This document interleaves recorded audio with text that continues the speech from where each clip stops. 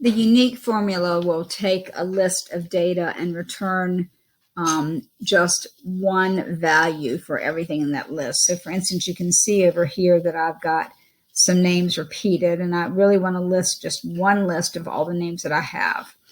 So right now I've got 33 people on this list. So I just go to a cell and type equals and start typing unique and get my unique formula. So it says unique, what do I want? My array, what am I looking for? So I'm going to come over here and grab this whole list of people, hit return, and it gives me a new list with the names of just the people in that list, not the duplicates.